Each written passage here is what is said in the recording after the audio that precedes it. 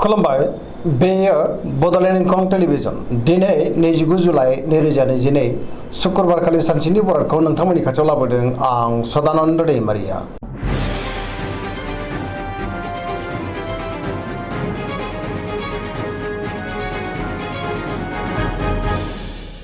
सिगां फरायफिन लादों मेष राशि गिबि हांखो अ ल दिनैनि साना मोजां आरो गाज्रिनि गेजेरजों बाबेनलांगोन। गोजोननि आंखाल जानो हागौ, गोसोआव जिंगाया बांगोन। गुबुननि थाखाय नाङा फाङा जेंनायाव गोग्लैनांनोबो हागौ। गोसोखौ दिनै जोबोर गुलुं गुजुं मोनगोन। मावनो लानाय खामानिखौ मावफुंनो हागोन। देहाया बारा मोजां थानाय नङा। जानाय लोंनायाव सांग्रां जानांगोन। रांखावरियाव मोजां, नाथाय अब्लाबो खरसायाबो बांगोन। बेफार फालांगियाव मोजां होनजायो। समाजाव मान मोनगोन। न'खराव एना एनि फैनोबो हागौ। गोसोनि साननायफ्रा गोरोबलायाबो जानो हागौ। बहाबा बेरायनो एबा हान्थिनो खाबु मोनगोन। लाइमोनफ्रा जोबोर आला खाला जागोन।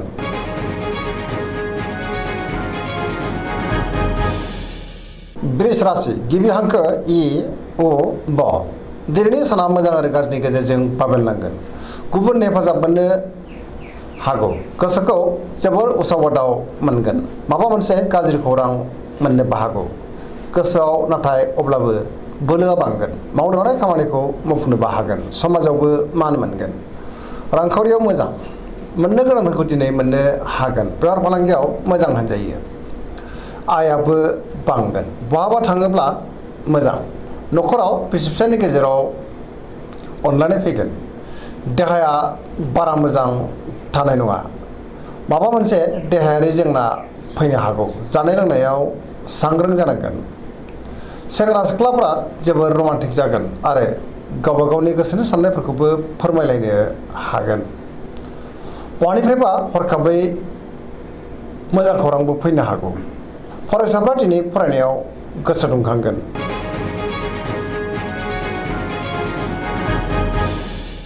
मिथुन राशि गिबि हांखो क स दिनैनि साना जोबोर मोजां। जेरावबो जाफुंसार जागोन। पजिटिभ एनार्जिनि गोहोमबो गोग्लैगोन। गोसोखौ दिनै जोबोर गोजोननाय मोनगोन। जेरावबो देरहासारगोन। गोबां खामानिखौ दिनै गोरलैयैनो मावफुंनो हागोन। गोसोनि साननाय आरो लुबैनायफ्रा दिनै मोगथाङाव जाफुंगोन। देहाया मोजाङै थागोन। रांखावरियाव मोजां। बेफार फालांगियावबो दिनै जोबोर मोजां। न'खराव अनलायनाय फैगोन। समाजाव गोबां मान मोनगोन। मावनो लानाय खामानिखौ मावफुंनो हागोन। गुबुननि हेफाजाबखौ मोननो हागोन। बहाबा थाङोब्ला दिनै जोबोर मोजां आरो मोजाङैनो हान्थिनोबो हागोन। गोसोनि बोलोआबो बांगोन। गियाननि आंखाल जानाय नङा। लाइमोनफोरनि गोसोआ दिनै जोबोर रमान्टिक जागोन आरो गावबा गावनि गोसोनि साननायफोरखौबो फोरमायलायनोबो हागोन। फरायसाफ्रा दिनै फरायनायाव गोसो दुंखांगोन आरो मोजां फिथाइ मोनगोन। गोसोनि साननाय आरो लुबैनायफ्रा दिनै मोगथाङाव फारि फारि जाफुंगोन।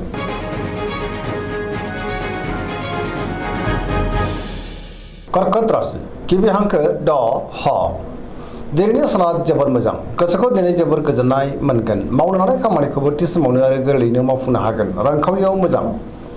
बेफार फालांगियाव जोबोर मोजां होनजायो। अब्लाबो नाथाय खरसायाबो बांगोन। बहाबा हान्थिनो खाबु मोननो हागौ आरो मोजाङैनो हान्थिनोबो हागोन। देहाया मोजाङै थागोन। गुबुननि हेफाजाबखौबो मोननो हागोन। गुबुननि गोसोखौ गोरलैयैनो बोनोबो हागोन। न'खराव दिनै बिसि फिसायनि गेजेराव अनलायनाय फैगोन। बिदा फंबायजों मोजां सोमोन्दो थागोन। समाजाव बयजोंबो अनसायजागोन आरो मान मोनगोन। गुबुनजों गोरोबनानै थानो रोंगोन। लाइमोनफोरनि गोसोआ दिनै जोबोर रमान्टिक जागोन आरो गोसोनि साननायखौ फोरमायलायनोबो हागोन।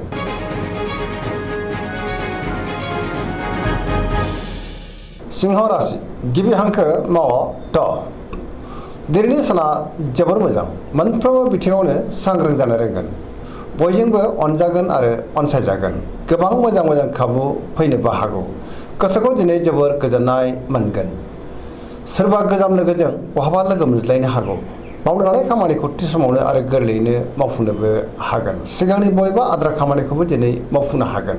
गोसोआ जोबोर रमान्टिक जागोन। रांखावरियाव मोजां। बेफार फालांगियावबो दिनै जोबोर मोजां। गोबां धोन आरजिनो हागोन। न'खराव बिसि फिसायनि गेजेराव अनलायनाय फैगोन। बिदा फंबायजों मोजां सोमोन्दो थागोन। गोसोनि बोलोआ बांगोन। समाजाव मान मोनगोन। गुबुननि गोसोखौ दिनै गोरलैयैनो बोनो हागोन। सेंग्रा सिख्लाफ्रा बहानिफ्रायबा मोजां खौरां मोननोबो हागौ। फरायसाफ्रा दिनै फरायनायाव गोसो दुंखांगोन आरो मोजां फिथाइ मोननोबो हागोन।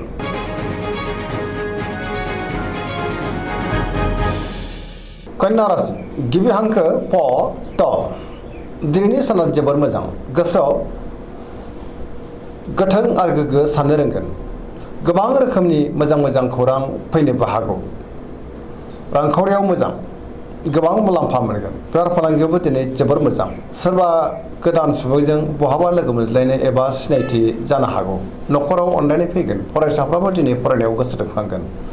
सेंग्रा सिख्लाफ्रा गावबा गावनि गोसोनि साननायखौ फोरमायलायनो हागोन आरो गोसोआ दिनै जोबोर रमान्टिक जागोन। समाजावबो दिनै मान मोनगोन। देहाया मोजाङै थागोन। गोसोनि बोलोआबो बांगोन। गावनि गोसोनि साननायखौ दिनै गुबुननो फोरमायनोबो हागोन। गोसोनि साननाय आरो लुबैनायफ्रा दिनै मोगथाङाव जाफुंगोन। गोजोनै थानो हागोन। पजिटिभ एनार्जिनि गोहोमबो गोग्लैगोन।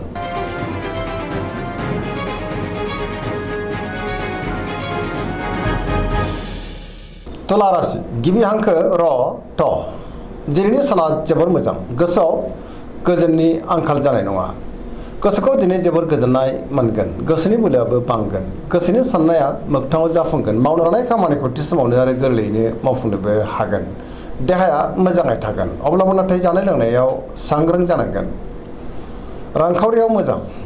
मोननो गोनांखौ दिनै मोननो हागोन। आरजिनाय धोनखौबो दोनथुमनो हागोन। न'खराव बिसि फिसायनि गेजेराव अनलायनाय फैगोन। बिदा फंबायजोंबो मोजां सोमोन्दो थागोन। समाजाव मान मोनगोन।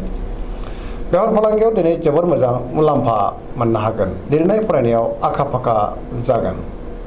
गुबुनजों मोजां सोमोन्दो लाखिनो रोंगोन। फरायसाफ्रा दिनै फरायनायाव गोसो दुंखांगोन आरो मोजां फिथाइ मोननोबो हागोन। पजिटिभ एनार्जिनि गोहोम गोग्लैगोन।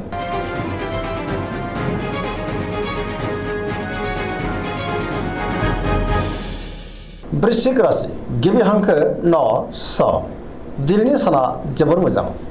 जेरावबो आखा फाखा जागोन। गोसोनि बोलोआबो बांगोन। गोजोनै थानो हागोन। लोगोफोरनि हेफाजाबखौबो मोनगोन। सोरबा मुंदांखा सुबुंजों बहाबा लोगो मोनज्लायनो हागौ। गोसोआव गोग्गो आरो गोथों साननाय फैगोन। मावनो लानाय खामानिखौ थि समावनो आरो गोरलैयैनो मावफुंनोबो हागोन। गोसोनि बोलोआ बांगोन। बहाबा हान्थिनो एबा दावबायनो खाबु मोननोबो हागौ। समाजाव मान मोनगोन। बयजोंबो गनायजागोन। न'खराव दिनै बिसि फिसायनि गेजेराव अनलायनाय फैगोन। रांखावरियावबो जोबोर मोजां होनजायो। बेफार फालांगियावबो दिनै जोबोर मोजां मुलाम्फा मोननो हागोन। देहाया मोजाङै थागोन। अब्लाबो नाथाय जानाय लोंनायाव सांग्रां जानांगोन। गुबुननि थाखाय गोबां मोजां खामानि मावनानै होनोबो हागोन। गोसोआव पजिटिभ साननाय फैगोन। फरायसाफ्रा दिनै फरायनायाव गोसो दुंखांगोन आरो मोजां फिथाइ मोनगोन। लाइमोनफ्रा जोबोर रमान्टिक जागोन आरो गोसोनि साननायखौ फोरमायलायनोबो हागोन।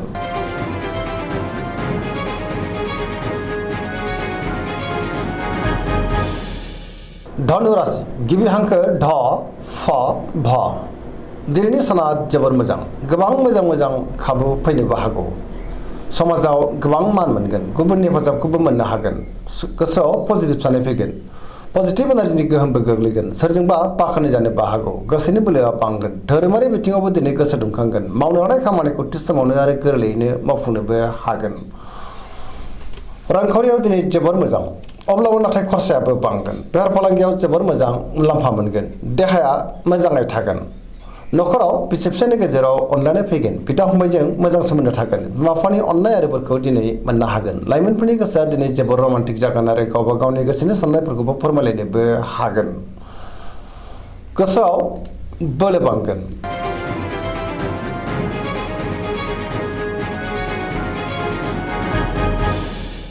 मकर राशि गिबि हांखो ख ज दिनैनि साना जोबोर मोजां। बहानिफ्रायबा मोजां खौरां फैनोबो हागौ। गोसोखौ दिनै जोबोर गोजोननाय मोनगोन। देहाया मोजाङै थागोन। अब्लाबो नाथाय जानाय लोंनायाव सांग्रां जानांगोन। गोसोनि साननायफ्रा मोगथाङाव जाफुंगोन। रांखावरियाव मोजां। मोननो गोनांखौबो दिनै मोननो हागोन। बेफार फालांगियाव दिनै जोबोर मोजां मुलाम्फा मोनगोन। मावनो लानाय खामानिखौ थि समावनो आरो गोरलैयैनो मावफुंनो हागोन। पजिटिभ एनार्जिनि गोहोमबो गोग्लैगोन। सोरजोंबा बाख्नाय जानोबो हागौ। लाइमोनफोरनि गोसोआ दिनै जोबोर रमान्टिक जागोन आरो गोसोनि साननायखौ फोरमायलायनोबो हागोन। पजिटिभ एनार्जिनि गोहोमबो गोग्लैगोन। मोनफ्रोमबो बिथिङावनो जाफुंसार जानो हागोन। गुबुननि अनसायनायखौ मोननो हागोन। धोरोमारि बिथिङावबो दिनै गोसो दुंखांगोन।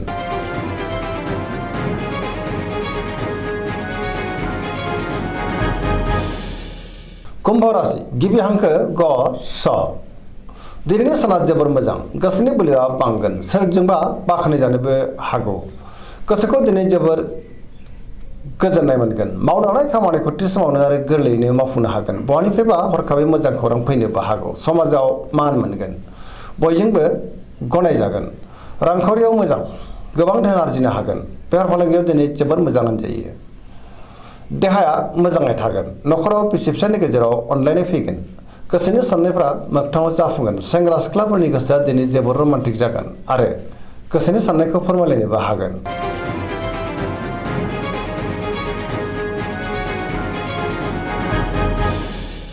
मीन राशि गिबि हांखो ड स दिनैनि साना बारा मोजां नङा गोसोआव बेले बेजे साननाय फैगोन गोजोननि आंखाल जानोबो हागौ माबा मोनसे गाज्रि खौरां मोननोबो हागौ सोरजोंबा थगायजानोबो हागौ गोसोखौ दिनै जोबोर लोरबां मोनगोन देहाया मोजाङै थागोन अब्लाबो नाथाय जानाय लोंनायाव सांग्रां जानांगोन रांखावरियाव मोजां बेफार फालांगियावबो मोजां होनजायो न'खराव बिसि फिसायनि गेजेराव अनलायनाय फैगोन गुबुननि थाखाय नाङा फाङा जेंनायाव गोग्लैनांनोबो हागौ गोसोआ दिनै जोबोर उसुखुथु जागोन नेगेटिभ एनार्जिनि गोहोमबो गोग्लैनो हागौ सांग्रां जानाया गाहाम दिनैनि राशि फरायनाया एसेनोसै जोबनायाव बेखौनो खावलायो जाहाथे नोंथांमोना सानफ्रामबो जोंनि बे बड'लेण्ड इंखं टेलिभिजनखौ नायबाय थायो आरो साबस्क्राइब खालामो लोगोसे लाइक खालामो आरो शेयार खालामो एसेनोसै गोजोन्थों